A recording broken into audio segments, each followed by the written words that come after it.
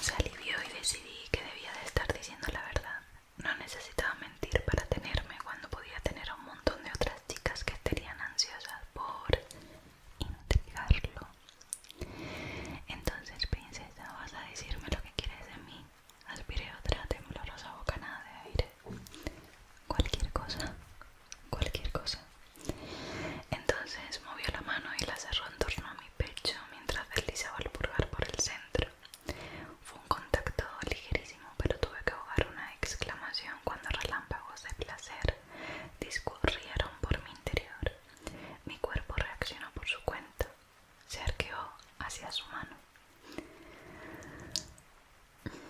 Estoy esperando, insistió.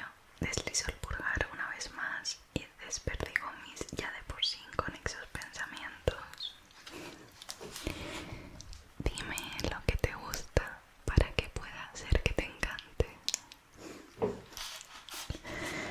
Yo me mordí el labio. No lo sé. Los ojos de Hook volaron hacia los míos y el momento se prolongó tanto que empecé a preguntarme si había dado una respuesta incorrecta. Te diré lo que quiero yo. Su pulgar dibujaba círculos lentos y apretados por una zona de lo más sensible. Quiero que te quites el antifaz. Yo, una intensa y palpitante excitación vibró por todo mi cuerpo, seguida al instante por un asombro embriagador.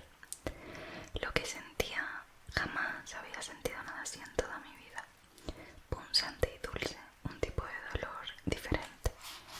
¿Por qué?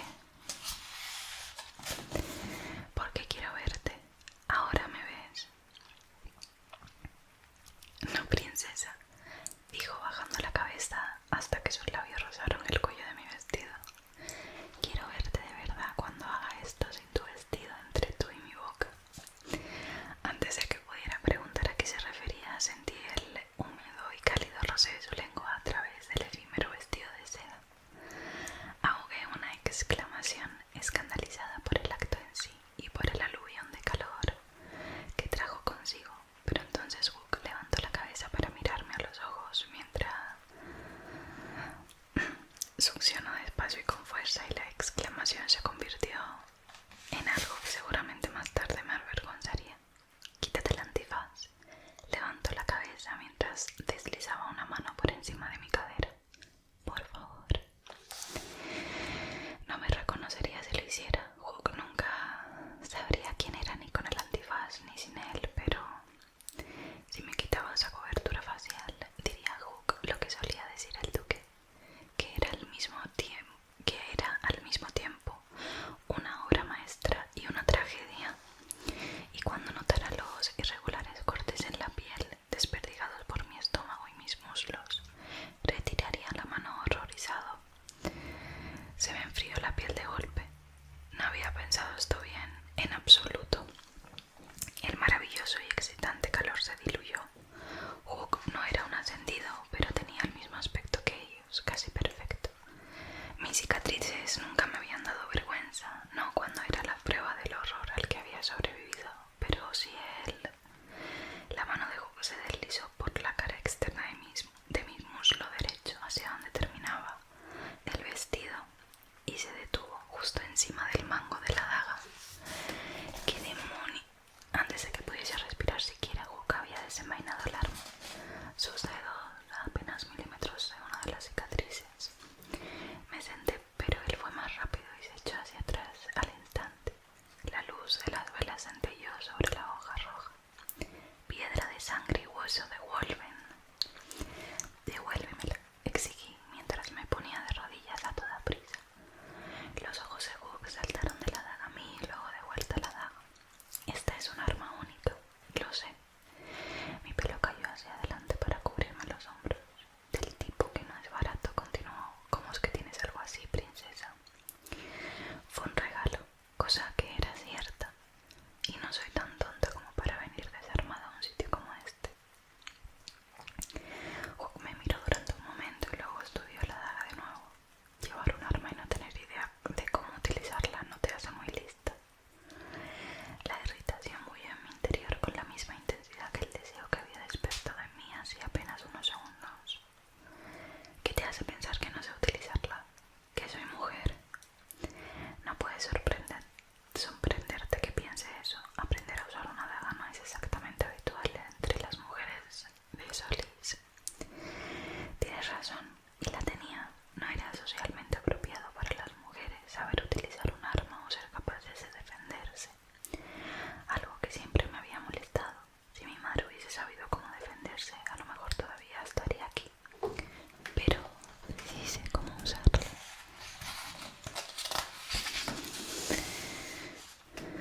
Ahora sí que estoy intrigado de verdad, murmuró, y el lado derecho de sus labios se curvó hacia arriba.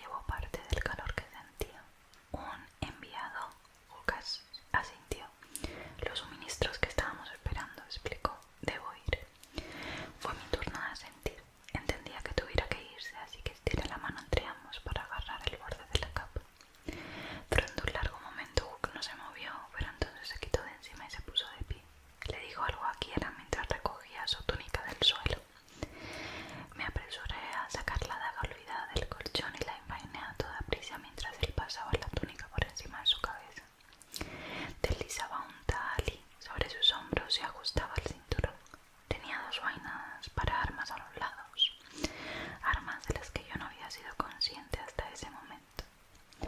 Recogió dos espadas cortas de un baúl al lado de la puerta y pensé que quizás debería estar más atenta a mi entorno la próxima vez que irrumpiera en una habitación. Ambas espadas terminaban en una afiladísima punta letal, destinadas a la lucha cuerpo a cuerpo. Los filos eran de sierra, diseñados para cortar piel y músculo. Yo también sabía cómo usar esas armas, pero esa información me la guardé para mí. Volveré lo antes posible. Envainó las espadas que quedaron pegadas a sus costados. Lo juro. Asentí una vez más.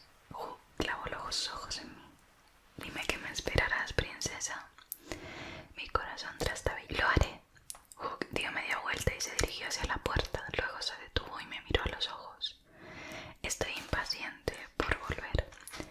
No dije nada mientras salía de la habitación, tras abrir la puerta solo lo suficiente para colarse por ella. Cuando la puerta se cerró a sus espaldas, solté el aire que había estado conteniendo y bajé la vista hacia la parte de delante de mi vestido. La zona de alrededor de mi pecho seguía húmeda, el tejido blanco casi transparente. Mis mejillas se arrebolaron y me apresuré a levantarme de la cama para descubrir que tenía las rodillas sorprendentemente débiles. Levanté la vista hacia la puerta y cerré los ojos, sin tener muy claro si estaba decepcionada o aliviada por la repentina interrupción. En realidad era una mezcla de las dos cosas, porque le había mentido. No estaría ahí cuando él regresara. ¿Qué hiciste ayer por la noche? La pregunta desvió de golpe mi atención, que pasó de la galleta que estaba devorando en ese momento a la dama en espera que estaba sentada frente a mí. Tawny Lyon era la segunda hija de un próspero comerciante entregada a la corte real a los 13 años durante el rito. Alta y esbelta, con una lustrosa piel marrón y preciosos ojos castaños, era absolutamente envidiable. Algunos de los lores y damas en espera se le asignaban tareas aparte de su preparación para unirse a la corte después de la ascensión. Como teníamos la misma edad, poco después de su rito a ella la habían nombrado compañera mía. Sus labores iban desde hacerme compañía hasta ayudar a bañarme o vestirme si así se lo pedía. Tawny era una de las pocas personas que podía hacerme reír por las cosas más absurdas. De hecho, era una de las pocas personas a las que permitían hablar conmigo siquiera. Era lo más cercano que tenía a una amiga y sentía por ella un profundo cariño.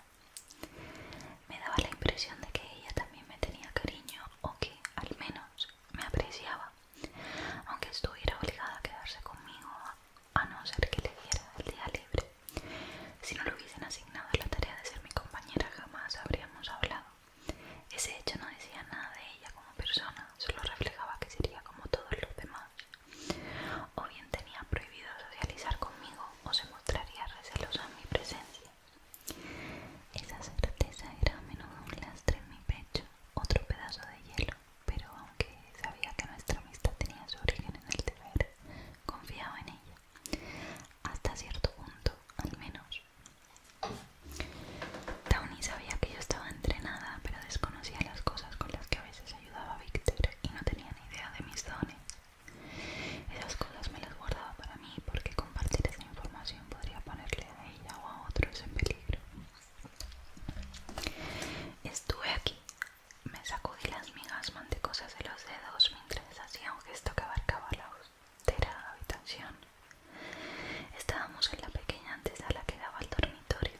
Había solo dos butaquitas al lado de la chimenea, un armario y un baúl, una cama, una mesilla y una gruesa alfombra de piel bajo nuestros pies. Otros tenían más comodidades.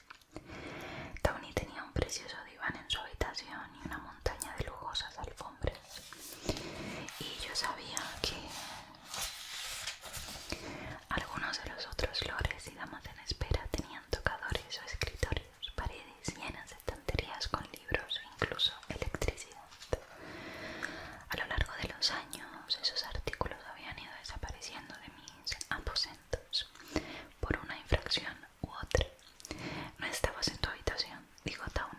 Un simple moño intentaba, sin mucho éxito, mantener su masa de rizos castaños y dorados retirados de su cara.